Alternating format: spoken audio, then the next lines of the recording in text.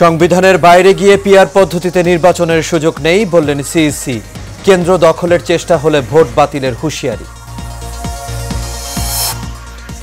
জোড়াতালি দিয়ে কোনো পরিবর্তন সম্ভব নয় মন্তব্য ফখরুলের। দুর্নীতির ঊর্ধ্বে উঠে ঐক্যবদ্ধ হয়ে দেশ করার আহ্বান। জুলাই সনদের অধীনেই হবে আগামী নির্বাচন বললেন আক্তার। সংবিধান পরিবর্তন ও গণপরিষদ নির্বাচনের দাবি। এবং নারায়ণগঞ্জের সিদ্ধিরগঞ্জে ফ্রিজের কম্প্রেসার বিস্ফোরণে 2 পরিবারের 9 জন দগ্ধ, সবাই জাতীয় বার্ন ইনস্টিটিউটে চিকিৎসাধীন।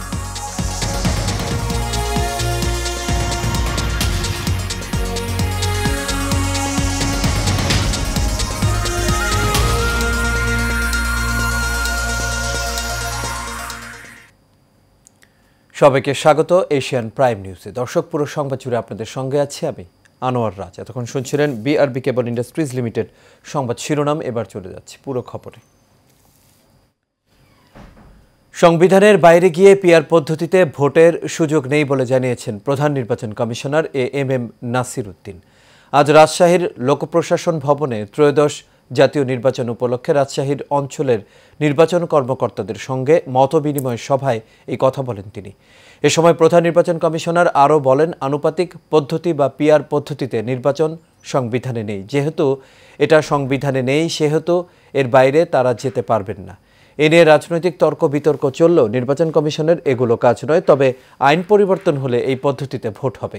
তিনি এ সময় আরও জানান, প্রধান উপদেষ্টার চিঠি পাওয়ার পর থেকেই নির্বাচনের প্রস্তুতি জোরদার করা হয়েছে। দেশের রাজনৈতিক সংকটের অন্যতম কারণ দুর্নীতি বলে মন্তব্য করেছেন বিএনপির মহাসচিব মির্জা ফখরুল ইসলাম আলমগীর। সকালে জাতীয় প্রেস ক্লাবে অর্পণ আলোক সংঘ আয়োজিত সামাজিক সুরক্ষা কতটা সুরক্ষিত এই বিষয়ক সেমিনারে এই মন্তব্য করেন তিনি। প্রেস ক্লাবে অপর এক অনুষ্ঠানে বিএনপির স্থায়ী কমিটির সদস্য ডক্টর আব্দুল মঈন খান বলেন, সংস্কার ইলেকট্রিক সুইচের মতো না যে চাপ দিলেই সফল হওয়া যায়। আরও জানাচ্ছেন শরীফুল ইসলাম। জাতীয় প্রেস ক্লাবে অর্পণ আলোক সংঘ আয়োজিত সামাজিক সুরক্ষা কতটা সুরক্ষিত বিষয়ক এক সেমিনারে অংশ নেন বুদ্ধিজীবী ও রাজনৈতিক নেতারা।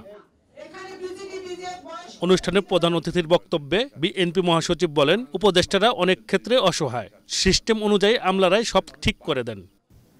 সবকিছু নির্ভর করছে যে যারা নির্বাচিত হয়ে ক্ষমতা যাচ্ছে তারা কিভাবে সেই দেশটাকে পরিচালনা করছে। আওয়ামী লীগকে তো ভোট দিয়েছিল, তাই না? একেবারে প্রথমে 2008 সালে ভোটই তো দিয়েছিল।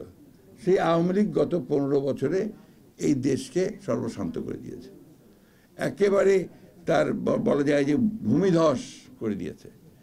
সেই জায়গায় এখান থেকে আবার 1 বছরে 1.5 বছরের মধ্যে আপনি সব কিছু ঠিক করে ফেলবেন, এটা মনে করার কোনো কারণ নেই।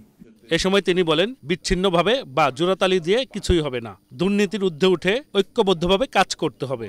আমি যদি একটা জনপ্রতিনিধিত্বমূলক সরকার গঠন করতে পারি, আমি যদি একটা সুষ্ঠু নির্বাচন করতে পারি, সুষ্ঠু নির্বাচন করে আমি যদি ইউনিয়ন পরিষদ, উপজেলা পরিষদ, পার্লামেন্ট গঠন করতে পারি, তাহলে সেখানে আমি জনগণের কাছে জবাবদিহিতামূলক একটা ব্যবস্থা তৈরি করতে পারবো। এদিকে প্রেস ক্লাবে বই প্রকাশনা অনুষ্ঠানে বিএনপির স্থায়ী কমিটির সদস্য ডক্টর আব্দুল মঈন খান বলেন, সংস্কার ইলেকট্রিক সুইচের মতো না যে চাপ দিলেই সফল হওয়া যায়। আজকে মানুষ ভিন্নভাবে চিন্তা করছে। কেন ভিন্নভাবে চিন্তা করছে? সেই উৎসাহ উদ্দীপনা আজকে কোথায় গেল? কেন আজকে মানুষ আশঙ্কা প্রকাশ করছে? কেন আজকে এই অন্তর্বর্তীকালীন সরকার, যে সরকারকে মানুষ সাদরে সম্ভাষণ জানিয়ে বাংলাদেশ পরিচালনার দায়িত্ব দিয়েছিল, তাদেরকে বলেছিল যে আমরা গণতন্ত্রে উত্তরণ করতে চাই, তোমরা দায়িত্ব গ্রহণ করো, একটি সুষ্ঠু নিরপেক্ষ নির্বাচনের মাধ্যমে বাংলাদেশকে গণতন্ত্রের পথে নিয়ে যাও।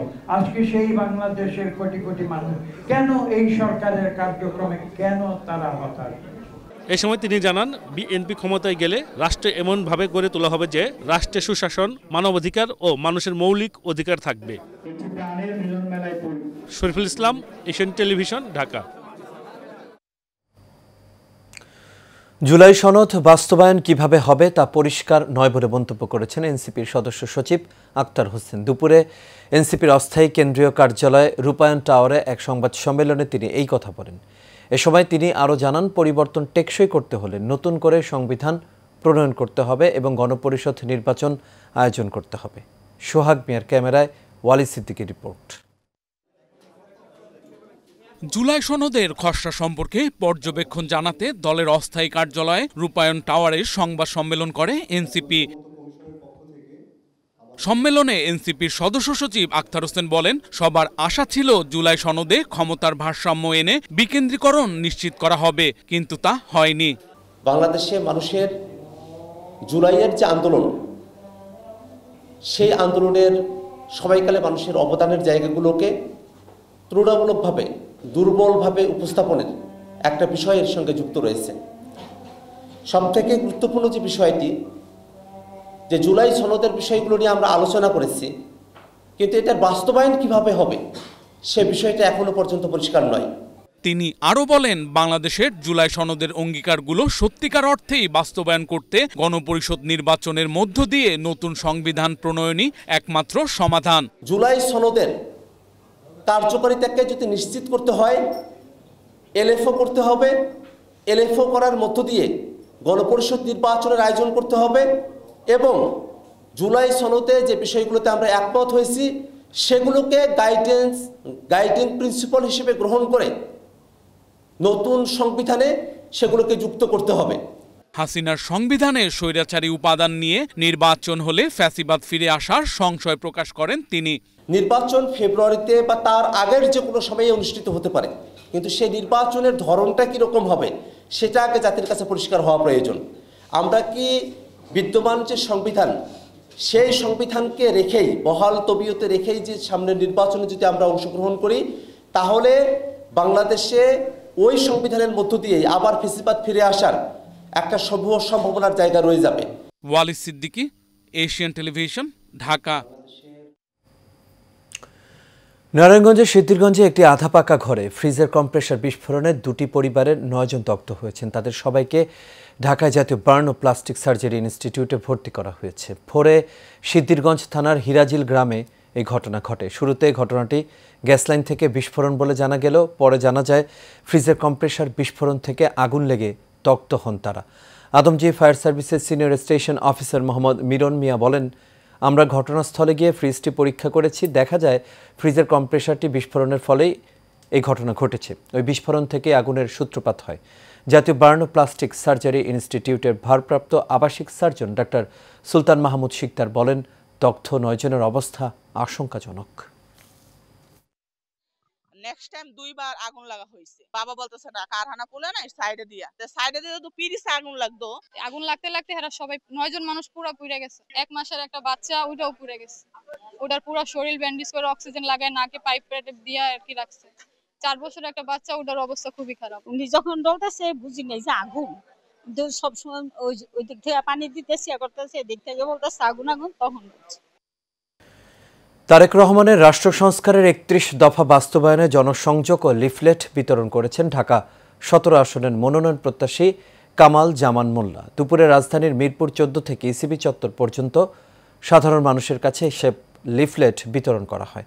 আগামীর নতুন বাংলাদেশ বিনির্মাণে তারেক রহমানের 31 দফার প্রচার এবং বাস্তবায়নে সারা দেশ কাজ করছে দলীয় নেতাকর্মীরা। তারই অংশ হিসেবে রাজধানীতে লিফলেট বিতরণ করে আসছেন কামাল জামান মোল্লা। তিনি এর আগে নিয়মিত গুলশান বনানীতে লিফলেট বিতরণ করেছেন। ধারাবাহিক এই কর্মসূচিতে তিনি মিরপুর 14 নম্বর থেকে ইসিবি চত্বর পর্যন্ত সকল শ্রেণী পেশার মানুষের কাছে লিফলেট বিতরণ করেন।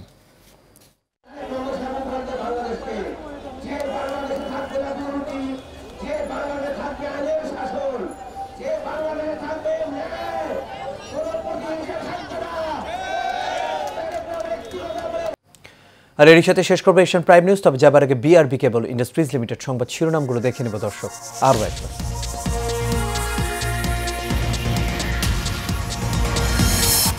সংবিধানের বাইরে গিয়ে পিআর পদ্ধতিতে নির্বাচনের সুযোগ নেই বললেন সিইসি। কেন্দ্র দখলের চেষ্টা হলে ভোট বাতিলের হুঁশিয়ারি। জোড়াতালি দিয়ে কোনো পরিবর্তন সম্ভব নয় মন্তব্য ফখরুলের।